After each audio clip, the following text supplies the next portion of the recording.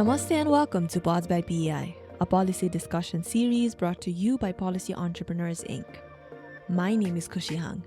In today's episode, guest host Satish Joshi from VROC and Company is in conversation with energy sector professional Bishal Thapa to discuss the potentials and pitfalls of electricity trade. Bishal has more than 20 years of global experience working with a wide range of public and private sector partners across energy, climate, energy efficiency, environment, and sustainability. As an economist by training, his expertise includes financial analysis, quantitative modeling, policy, research, and project design. Our guest host Satish has worked in Nepal's electricity sector for over a decade on issues ranging from institutional reforms to electricity trade. He is a founding partner at VROC and Company, where he oversees VROC's engagements in the energy sector.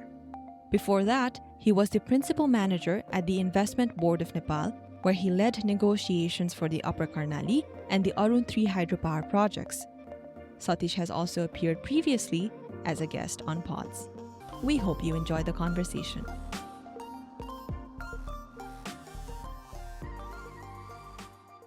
Much of Nepal's hydropower-led development narrative is premised on Nepal being able to sell power to its neighbors. Now, realizing this narrative seemed far-fetched and almost mirage-like while Nepal suffered from power shortages for much of the last 2 decades. But that has all changed in the last 5 years. Load shedding is largely a thing of the past. Hydropower projects are coming online, and supply is beginning to exceed demand, for now only during the wet seasons, but in a few years we expect that to be year-round. As a result, there is excitement and guarded optimism about power trade within the energy fraternity in Nepal.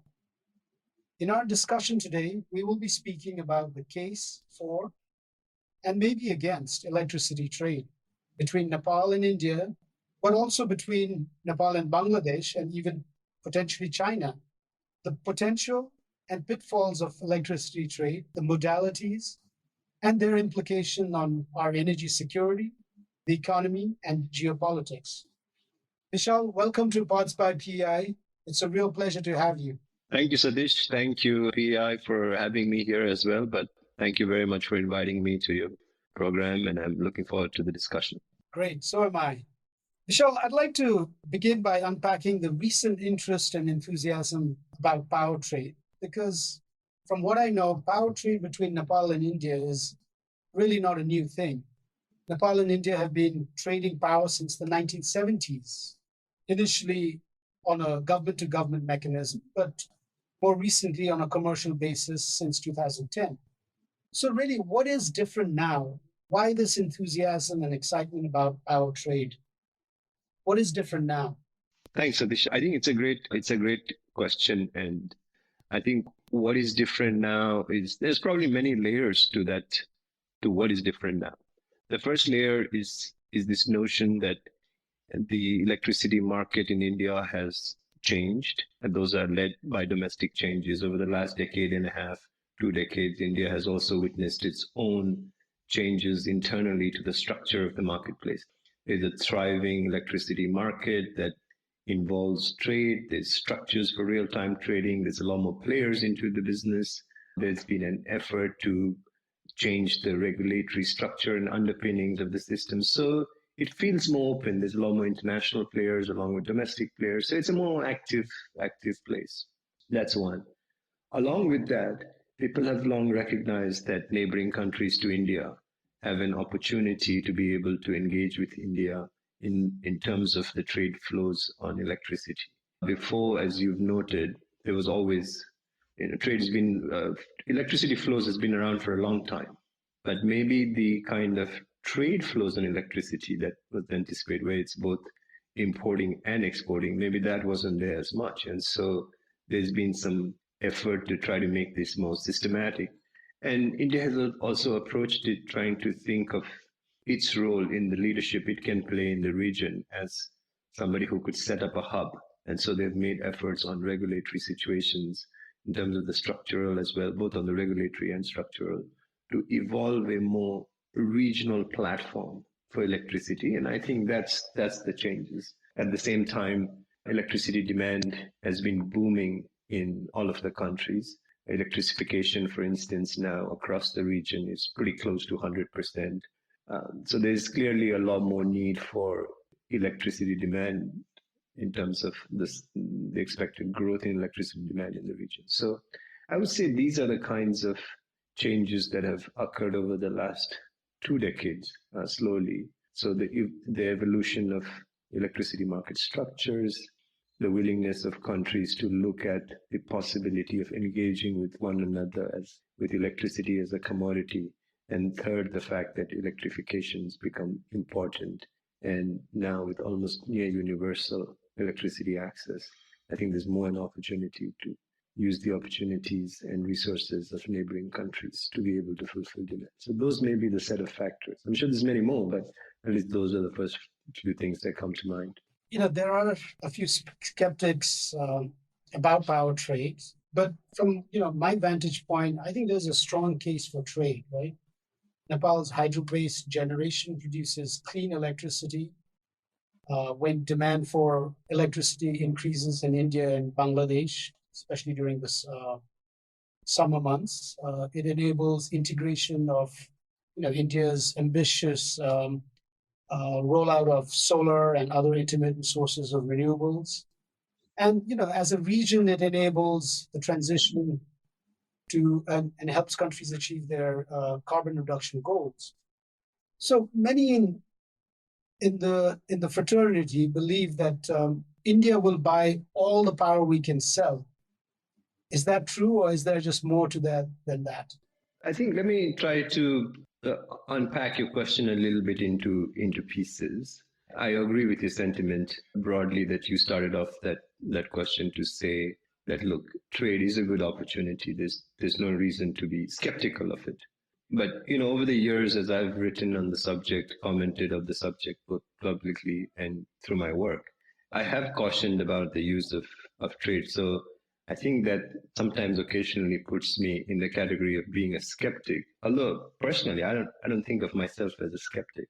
I think it's important to recognize that there's clearly value to trading. If you have excess electricity, or if you have electricity that you can sell to a neighbor or a customer, like why not? Made awful sense. The question is, and maybe the very first sentence that you opened it, like so much of Nepal's hydropower is premised on the idea of being able to sell to India. And I think that's where the narrative, sort of begins to place people into these two categories. I think I would say that trade with India is important if you can certainly have the ability to generate electricity and sell into that market. It's great. But that doesn't mean that it should discount or undermine other changes you need to make at home. In terms of how you reform markets, in terms of how you make structure, you change the structural environment of the sector, how you increase access, how you increase reliability. You mentioned load shedding is over. Load shedding is over, but there's still a lot of concerns about reliability and about the unevenness of supply. So I think trade itself is one parameter of how we evaluate the success of a sector. And specifically in Nepal, that's going through its own sort of growth phase, its own development phases. Trade in electricity should be one element of it.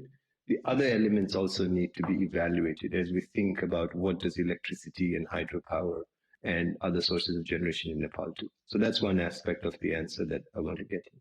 The second is, can India absorb all that Nepal can generate? Sure. I mean, I think the market in India is big enough to be able to generate.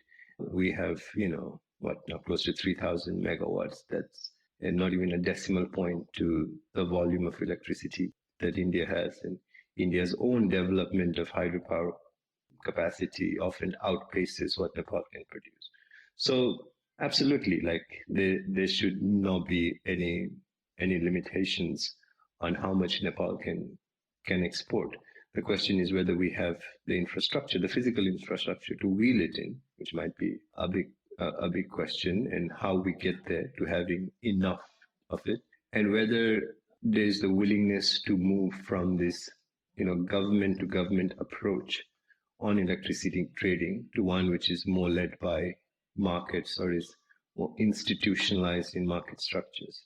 And so just another point that I should add in there that I want to preface is that, in the first question you asked me what I thought changed, and you mentioned that we thought we'd evolved from a more government to government structure to a more structure which is more embedded within markets. And I think some of it is true, no doubt. But I think still the management of electricity flows across the country is a very government to government, is led by governments. The role of markets and market institutions and structures in being able to detect limited.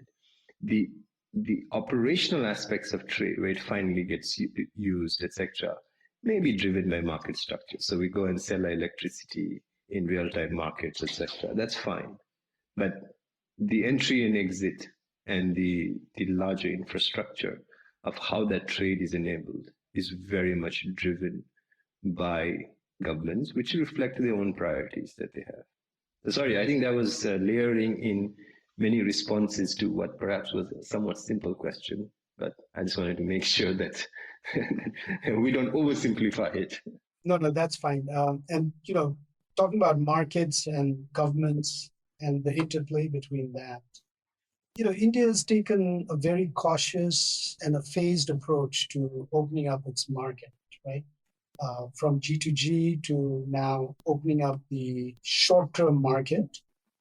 I think what would be really helpful for our listeners is if you can unpack for us, what is it that we can now sell in India? I mean, it's electricity, but when, how?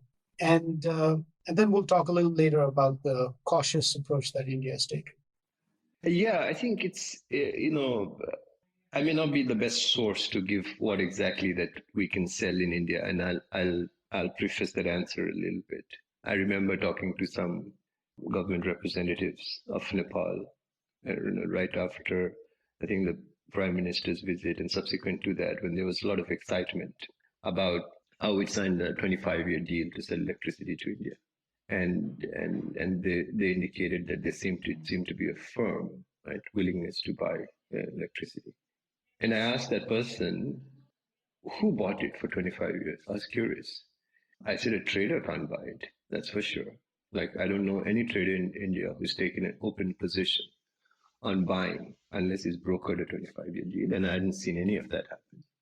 So I was curious, like, who exactly bought this? And I was reprimanded for asking questions that already, that was basically for asking the question when it had already been signed, apparently.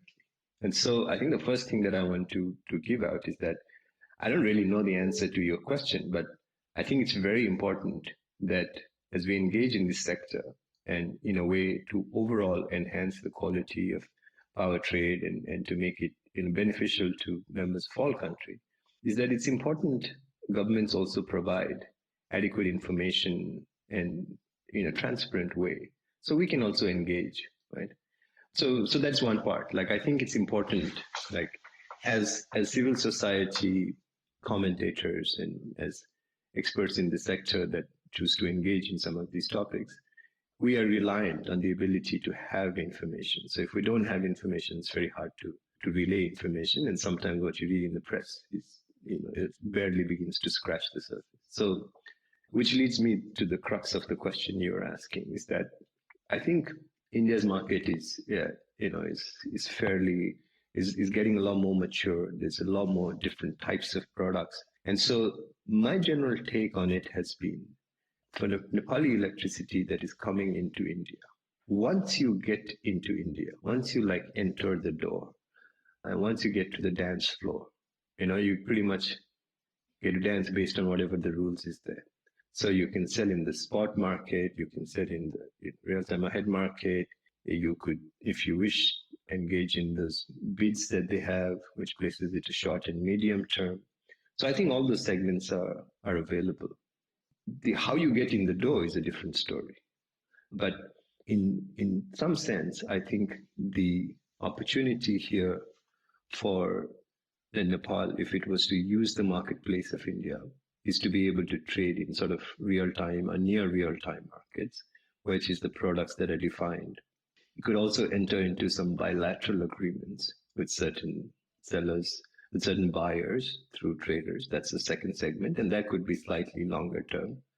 And then the third is it could basically participate through bids based on states that put out these bids every once in a while. So those are broadly the three segments. One of the segments that I think Nepal has not explored that may be worth exploring, and I'm surprised that they haven't, is to look at customers that basically have ability for open access. And so these are large industrial commercial consumers that are buying in essence to meet their renewable purchase obligations. But there may be customers who are willing to purchase at least hydroelectricity if it is bundled as open access stuff, which requires them to go sort of one layer below what is just available in the exchanges or in the standard bilateral deals. So, Bishal, let's talk a little bit about that. I think for some of our listeners, when you say open access, what does that mean? So, they might be large. Today, many consumers in India have the ability to be able to go and source electricity from multiple parties. And sometimes they do it, whatever, to reduce their supply, to reduce their cost or to meet other obligations for clean energy. Right? So it could be an industry, it could be a large commercial complex, it could be anything that is a large load.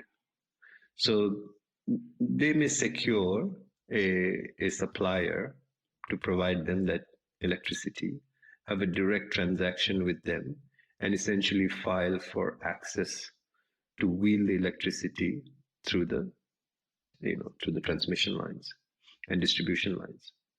In the past, even though open access has been around for a long time, in the past, open access was seen as pretty challenging because states sort of imposed, in effect, backdoor ways to prevent that through surcharges and other constraints. But over time, I think there's been significant easing on that. Just, an anecdotal evidence. I was speaking with somebody who owns a bunch of cluster of small wind and solar in the state of Tamil Nadu. And he was explaining to me how now it's extremely beneficial for him. And he owns 2-3 megawatts of how he can bundle that, wheel it across to other customers and sell it. And the price is really good relative to what he would sell otherwise to the state utility. So I asked him how difficult was the challenge of acquiring the paperwork for the open access or getting the open access. And seemed to indicate there'd been a real shift in that. And so, it's important not to overgeneralize from one example, but in general, if it's becoming accessible for such small parties, right, it's certainly becoming a lot more, there's a lot more of that going on. There are now entities that are helping and working with large consumers to help them source electricity to issue these bids, right? So there's an industry that has evolved around it. This, if you were to ask me, how does Nepal tap into the market? This would be a real tapping of the market as opposed to just working through governments. As I said, you still need to get into the door. But once you get into the door, this would be a way to really tap into the market where there might be opportunities for this. All of this challenge in Nepal is whether these kind of sales and these kinds of emerging sales opportunities can be bundled together to provide any sort of long-term stability. So plants are essentially bankable and financeable. And I think that's where the challenge comes in, right? Even though opportunistically these sales are great, you might make some decent amount of money. But does it give you the confidence? You would never build a plant based on the premise of this kind of sales potential. It would be too much of a merchant plant. I don't think it could be financed, at least not in these conditions. So, Vishal, just to recap, I think we agree that there is a big market that's available in India for Nepal generators to tap. Getting into the door, we'll talk a little bit about how you get into the door, to the dance floor. But what you mentioned is what's really opened up right now are opportunities for short-term sales, right? And then you also touched upon how you wouldn't bank a project or be able to really finance a project based on these potential for these opportunistic sales. Now, is there a market to tap into that would make these, asset intensive hydropower projects bankable? Is there a market to tap in India, or is the market evolved from that? I would say that there is, and I think that's where the disconnect between the operations about the tactical and the strategic comes, right? Look, we have strategically decided we want to export to India and benefit from it. Fair enough, right? That's the approach that we've taken. If that is the strategy you want to put in place, then you also have to put the tactical pieces in place to be able to do that, right? You cannot, sit on some hilltop near Mount Everest and then pretend you are like battling in the electricity markets of India, like way down in the plains. So first, you got to show up. If you want to dance in the dance floor, you got to be at the dance floor. You can't be outside and then pretend you're dancing. That's number one. Second is, I think as a country, we have to recognize that we are dealing with markets, and markets inherently bring risks. Right? And in this initial phase, governments have to work with the private sector to figure out how to manage those risks. Because I don't think in the private sector alone anybody has the appetite to do it. Like, it's not even possible today to really project finance a hydro. Right? Like truly project finance, non-recourse, just project finance is not even possible. Imagine trying to do that with some kind of merchant contracting opportunities. It's impossible. And so if you had to convert that, then you got to start providing some kind of risk assurance mechanism, some kind of risk guarantees or whatever. All of this requires, I think, a tactical approach that says, look, if this is our strategy, then we got to get real, right? India is not the country that was in 1960. Like, we are way beyond that. This is not a power market from even 15 years ago, let alone 15 years. It's not even a power market from, 5, 7 years ago. So in order for Nepal to really take benefits of what it is, like if it has made an audacious strategy to be able to export into Nepal, it must have an equally audacious tactical plan of how to get there. And that means it stopped like being scared and figure out like how to arrive at this market. They got to set up an office here. They got to look at how to tap into capital markets here. They got to figure out how to make the connections. You can't, as I said, you can't sit on some hilltop somewhere and then pretend you're in the like battlefield down in the plains, right? That it can't work like that. So the answer to the question is absolutely yes, it can. And other people are doing it. Why not Nepal? Like, this is a marketplace that's open if you believe in the marketplace. So we've decided the strategy. We need a tactical plan that is commensurate. Okay, so Vishal, talking about the tactical approach, let's just unpack that. From my vantage point, the tactic that Nepal and its related actors on this side are taking is, you probably heard the government has relaxed optimization parameters for hydropower, and they're actually going to open up the gates to sign more PPAs.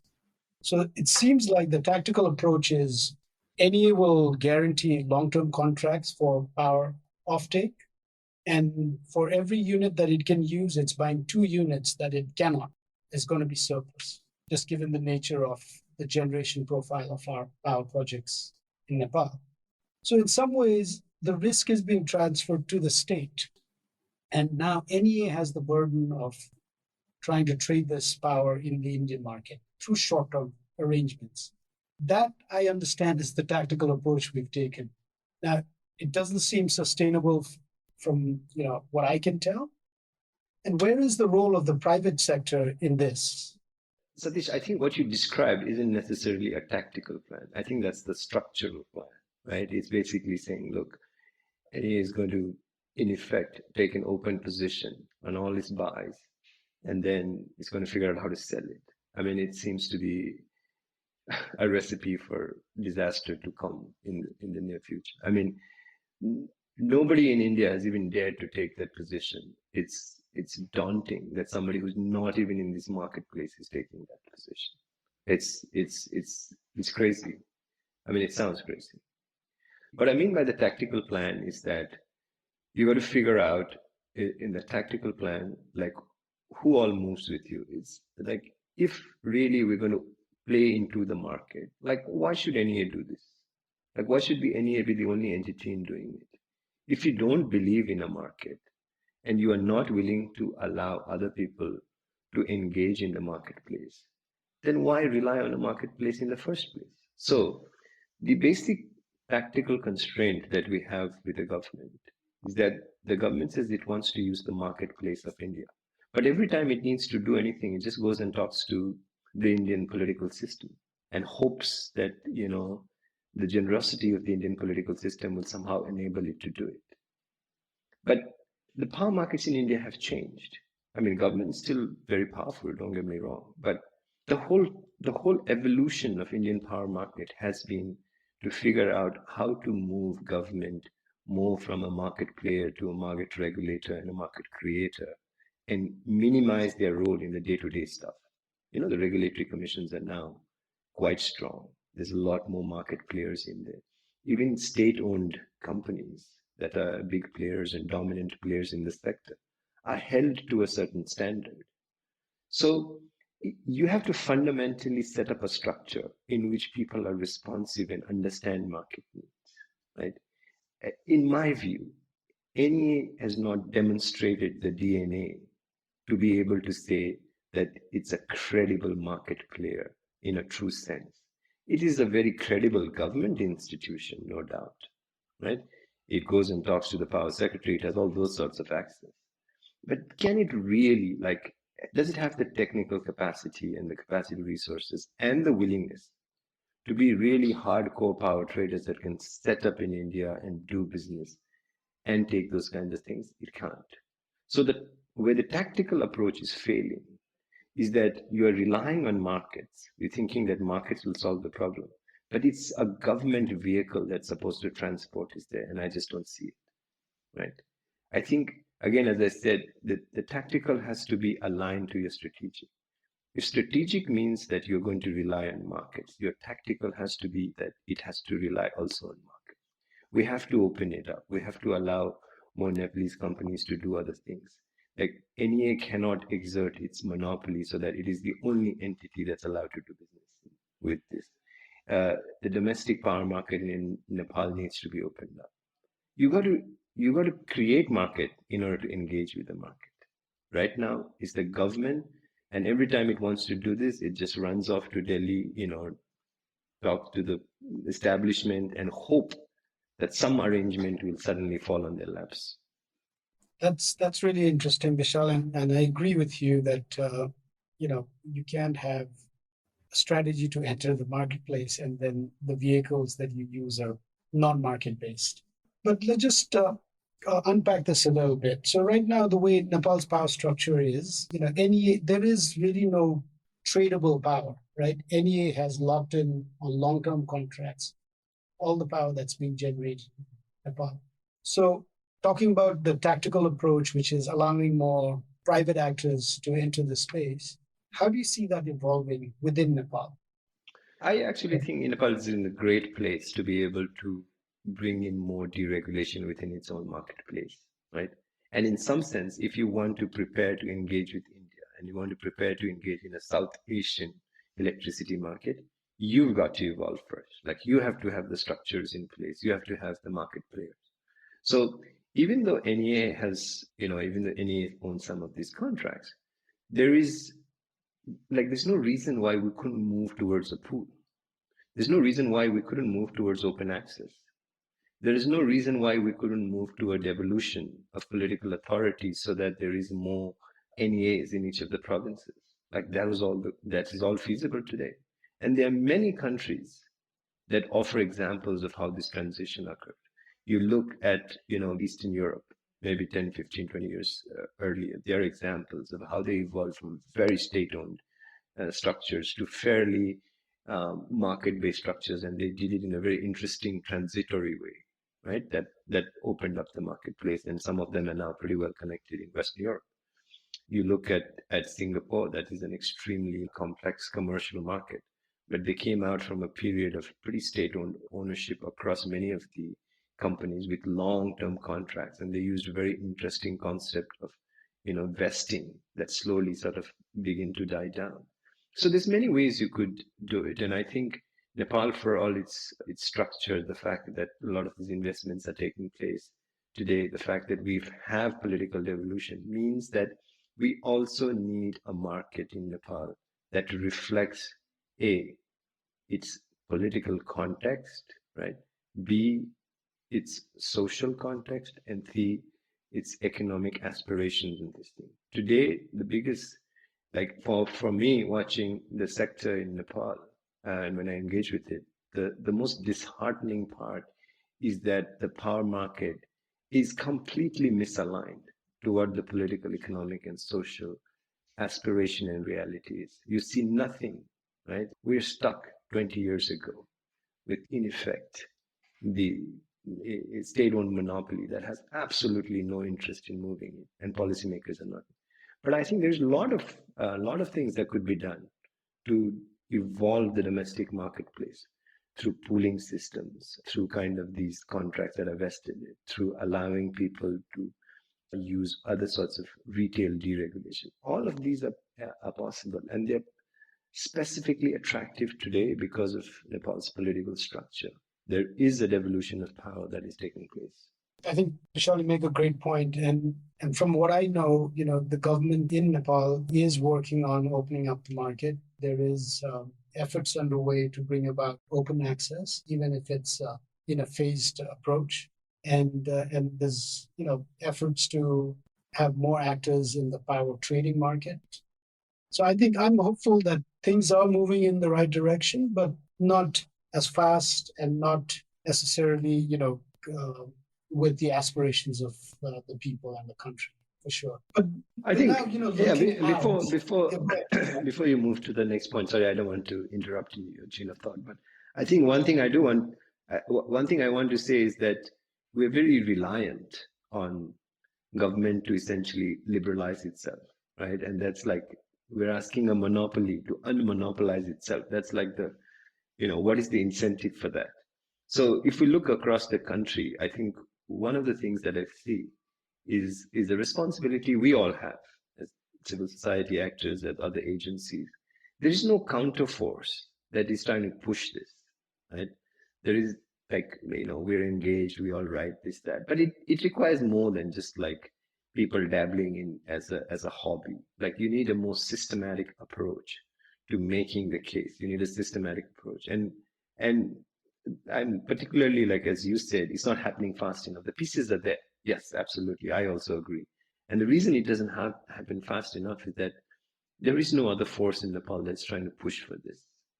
Right? There's nothing that is actively fighting for this. I remember a few months ago, I read the draft that had come out of the Electricity Regulatory Commission on Citizens Act, and I thought, oh my God, it's so great. At least there's an opening. But I just didn't see any convergence of force around really using that as an opportunity to open up, the retail segment a little bit of electricity. And so I think it's important for us to recognize that this change is not automatic. Like, NEA will not automatically, out of its generosity and good heart, do this, right? The political establishment, out of its good heart, will not do this. There's way too much history, way too much institutionalized interest in there. So it needs a counterforce. And that counterforce, unfortunately, is missing. Bishal, thank you. I think I agree with you for the most part.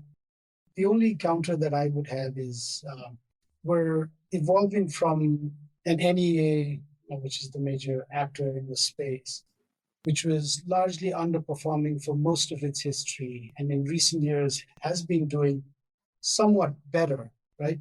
By any yardstick, whether it's technical, financial. I think we may disagree on the quantum of that improvement, but there's definitely been an improvement. And so is it a little premature to really rock the boat, or should we ride this period of improved performance for a while before we look to deregulate the market, if you will? That's just a thought. No, it's a great question. I think, I agree with you. There's a lot of improvement, right? Like, hey, first of all, almost 97, 98% of the country is electrified. That's great. People have access.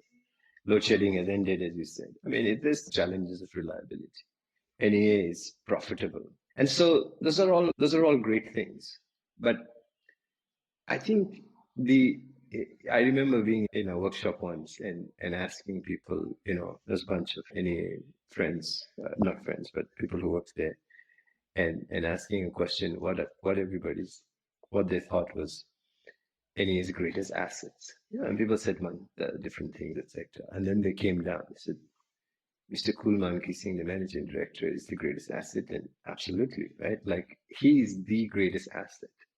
So when everything is going well, he has the most political capital to make these changes. It is in times like this that he can make the change and make it sell, right? And this is the disappointing. Like, we expect a utility to do this, right? It's supposed to electrify us. It's supposed to give us good electricity. It's supposed to be profitable. Like, this is what it's supposed to do. Okay, it's done that. It's great because many of our other institutions are not working, but that doesn't make it extraordinary. This is the baseline. The question is, how could they capitalize on this? Right now, if NEA led a movement that says we're going to reform, who would stop it? Literally, who would stop it? Right? Nobody. So the difference between being good and being absolutely great, and I guess that goes to like personalities as well, is you got to learn when to use your political capital. And this type of political capital doesn't come often. And I think, it's basically, as I said, right? It's a plea that, you're asking the one with the authority to basically devolve its authority. It's a tough ask. But I think this is where we've also, it's like we've been stuck with so many years of failures that even the basic successes is so dramatic for us.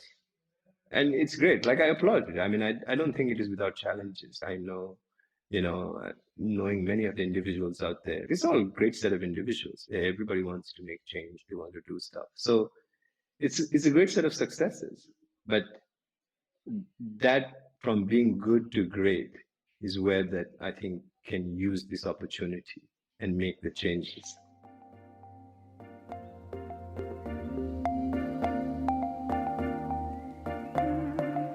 Hi there, this is Shreya Rana from Policy Entrepreneurs Inc. We hope you're enjoying Pods by PEI. As you know, creating this show takes a lot of time and resources. We rely on the support of our community to keep things going. If you've been enjoying the show and would like to help us out, we'd really appreciate it if you could become a patron on Patreon. Patreon is a platform that allows listeners like you to support creators like us with a small monthly donation. Your support will go a long way in helping us to continue creating high-quality content for you. So if you are interested in supporting our show and becoming a part of our community, head on over to Patreon and become a patron today. You can find us at patreon.com/podsbypei. Every little bit helps, and we can't thank you enough for your support. Now, let's get back to the episode.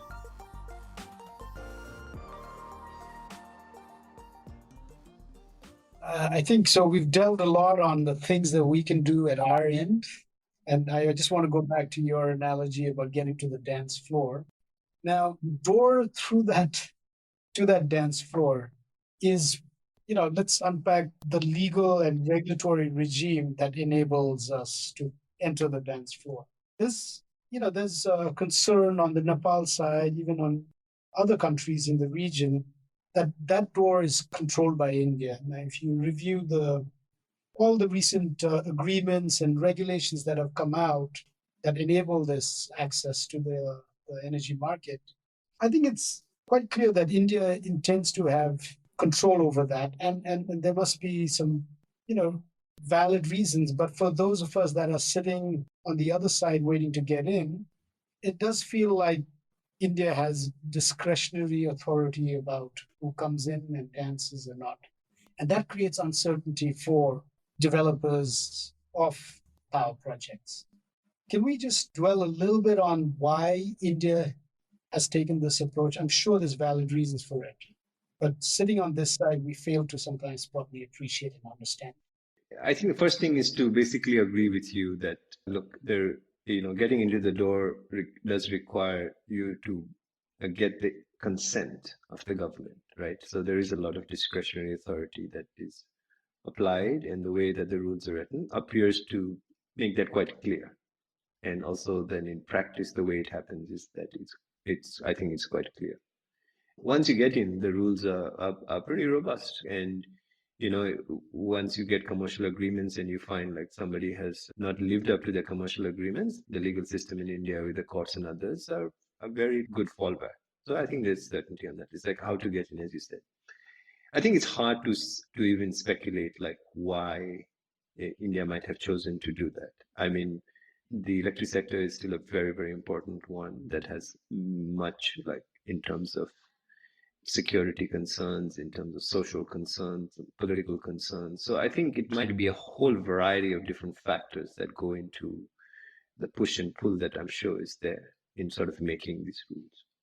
But in general, I think it's not something that should have surprised us. And this is where I feel like Nepal's own understanding of how it approaches this needs to evolve. It's, of course, it's like, we've attempted to believe, that you could take this away from governments and make it truly like market-based, right? At least the entry part. And I think we've come to realize that that's not possible, that it is heavily intertwined with political and foreign affairs particularly. And it gets more complex because of the challenges that are there now in the geopolitical environment. And I think a great example, like we knew this from history, like if you see the story of the first interconnection lines that when Nepal announced, I think it was like 2006, 7, I can't remember the exact date, but somewhere in that time frame, right? When Nepal signed with INLFS, and it was this big announcement NEA had, and they're going to build 4 transmission lines, etc. Like you remember that story, right? There was the time of great like euphoria and excitement, only to discover that when it got to India, India said, no, INLFS is not going to do it. And government needs to own the company that will build these transmission lines. End of story, right?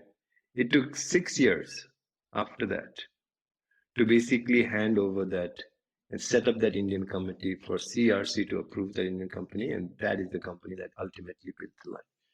When it actually built the line, it took 18 months to build the line. It was the fastest anybody had built a transmission line of this scale. But it took 7 years for it to change ownership from INLFS to this company that was set up, that was a consortium of Indian government-owned companies, etc. So it's pretty clear that it is. And I think our hope that, it devolves or it separates itself from foreign affairs and geopolitical considerations and all of those other things, I think isn't happening. Like we know that around the world, energy is like heavily intertwined with that subject. So I think the only thing that we can do is Nepal must also evolve its own thinking on how it manages the political implications of its energy integration. And I think this is where it needs to also get real. Like the nature of this energy integration has also changed in a very fundamental way, I think. The dynamics of Nepal's, foreign policy and its political situation vis-a-vis the geopolitical context. And so because it has changed that, it needs to now align itself to figuring out how do you manage this sector, given that it is so heavily intertwined with it. Like we need a smarter approach. We need an approach that's more consistent with reality. We cannot expect that energy officials can strategically decide this when we know that the real decision maker exists within the external affairs. So I think this is where we need to align to what this new paradigm means. And it also means some rethinking needs to happen on what the integration of energy does to its foreign affairs and foreign politics. Vishal, that's a really interesting point because, at this stage, we're in many ways just beginning that journey, and that intertwining of our electricity markets, will get just more complex, and, just by the sheer quantum of power that could potentially be flowing across our borders. And being smart, politically is going to be, I think, very key in mitigating the risks associated with it. Yeah, absolutely. And So, and as we're hearing, right now there's all this talk about transmission line up the north, right? And so that just adds another dimension to it. Like it's hard now to disentangle some of these things, and even though, we might want to sort of treat it at face value. Oh yes, we'll have transmission line. Makes all good sense, right? It's hard not to get it colored by geopolitics, right? And so what does it mean now? Like that this potentially could be, and the Prime Minister has already spoken, other members have already spoken, but it comes as a little bit of a surprise. And so has there been adequate thinking to what all of this means? So it complement, like Nepal is a very, obviously small and very vulnerable to many of these influences. The nature of the sector compounds that vulnerability, right? And I guess this is what for me has been one of the things that I've sort of watched over the years, is that as a country overall, you got to figure out how to manage some of these vulnerabilities, right? Like we're surrounded by big powers. There's a lot of influence at play. And so how do we try to create some kind of boundaries so that we find safer spaces for ourselves and for our domestic priorities? And these kinds of announcements, oh, we're just going to have lines here, we're going to have lines there, oh, now we're going to do this, just sort of compounds it. It just aggravates the vulnerabilities. And I think that's my concern and what I see as a big risk moving forward. I couldn't agree with you more, Michelle. I do feel like, balancing and being stuck in between two superpowers, is a delicate balance. But I think we need to be probably a lot more thoughtful, calculated in how we approach this. Do you, you're in Delhi, you have a pulse on the power sector there. The recent announcements or rumblings about a potential power trade agreement, and there's always been talk about connections with the grid, with our northern neighbor, China. Could that jeopardize what was already quite a fragile situation in terms of our trading arrangements with India? Do you see ramifications out of that? I don't know. I mean, it's hard to speculate. Sometimes it does feel like, I guess because Nepal is small and it's engaging with a partner that's significantly larger, that holds obviously a lot more levers. It's, sometimes a small thing can be cast as being like in response to something else. Our whole national experience, collective experience during the blockade, like was it a blockade instituted by India? Their answer is no, but everybody in Nepal feels that it was. So who knows what the reality is, right? So and also in this case, who knows what the response is going to be? And so it's hard to say what it is, but I think in general, like I think what we can say is that look, this is a time of very sensitive geopolitical considerations, right? G20 is going to happen here in a few days. There's sort of alignments and realignments taking place all the time.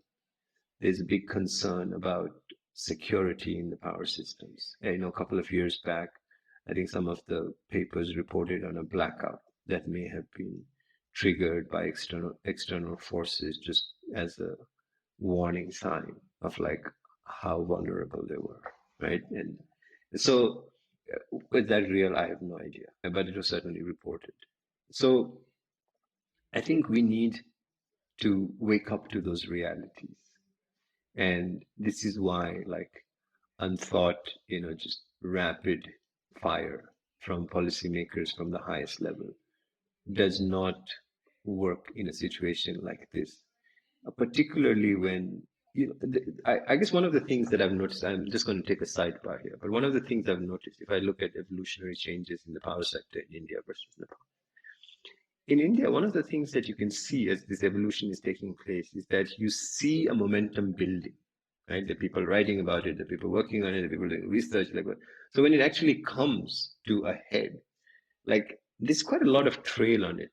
Like you can see that it has galvanized a certain part of the population. In Nepal, that's absent. Like it's just an announcement that's made, a strategic and a very, very high implication announcement that's made. And you don't see anything, which if you're looking at it from the outside, you can tell that it's a country that's very sensitive to power, right? Like if you have influence, you can pretty much decide anything you want without really having to think through the ramifications of it. And so that compounds your vulnerability. So the point that I'm trying to say is, I don't know the question to what India might do in response to some of these announcements, and I don't even know how real some of these announcements are. But I do hope that everybody keeps calm, because as I said, like I haven't seen anything, but maybe there's more substance behind those announcements than there appears to be. But is to see if to encourage, I guess, everybody to open up this dialogue at multiple levels. Like there must be engagements that everybody ought to be having at track B, track C, with civil society, with industry, with market players. And I think industry associations, experts like yourself, bilaterals, neutral bilaterals, multilaterals, I think must do more to try to encourage these cross-border communications and these cross-border exchanges, because it's hard to build a real sustainable interconnectivity unless you're also connected at that level. I don't know. That was a very long-winded answer to your question, I think. But it was very thought-provoking, Vishal, and thank you for that. We're almost at the end, but I don't think I'd be doing justice to this topic if we were to just slightly touch upon the market for electricity beyond India. Now, all roads out of Nepal to other destinations go through India. And the one market that, there's been substantial discussions at multiple levels is Bangladesh. Can you just, in conclusion, just talk a little bit about how we could access that market, especially when, why would India want us to sell when they could sell it to Bangladesh, as they have been?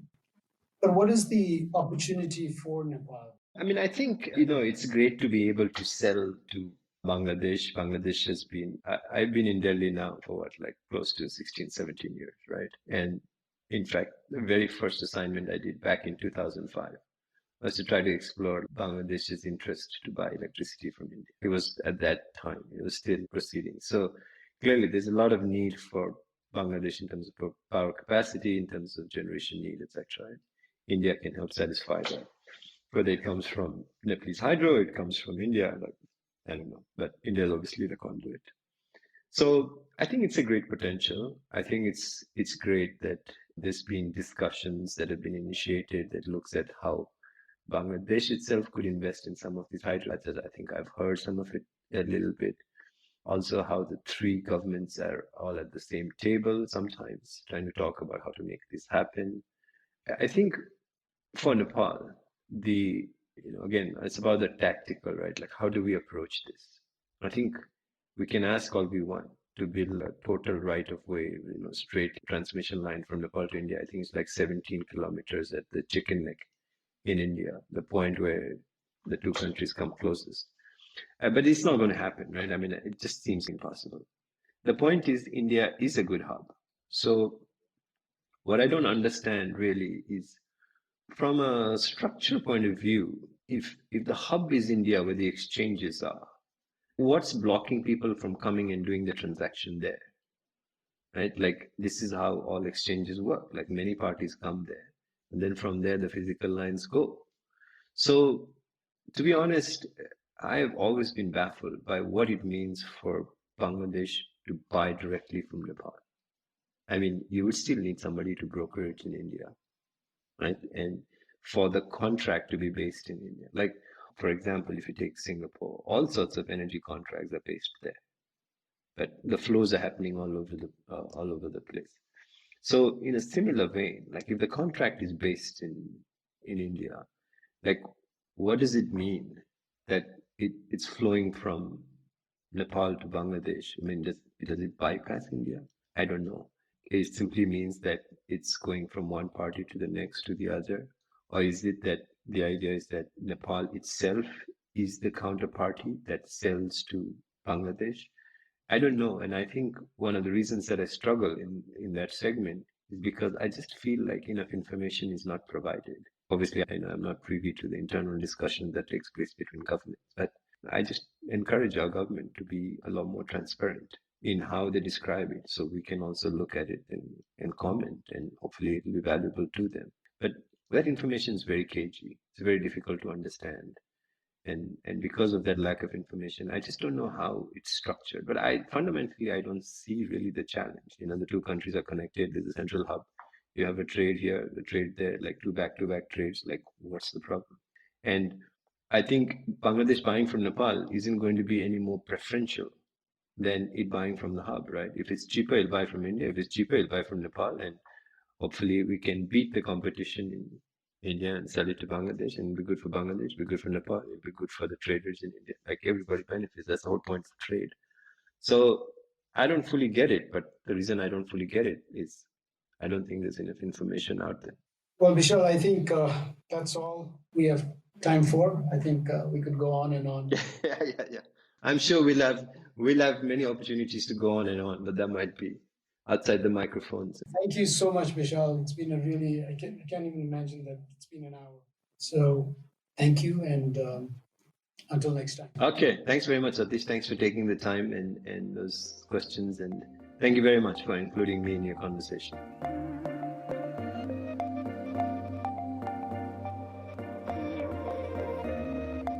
Thanks for listening to Pods by PEI. I hope you enjoyed Satish's conversation with Bishal on the potentials and pitfalls of energy trade. Today's episode was produced by Nirjan Rai with support from Hitesh Sapkota, Sonia Jimmy, and me, Khushi Hang. The episode was recorded at PEI Studio and was edited by Nirjan Rai. Our theme music is courtesy of Rohit Shakir from Zindabad.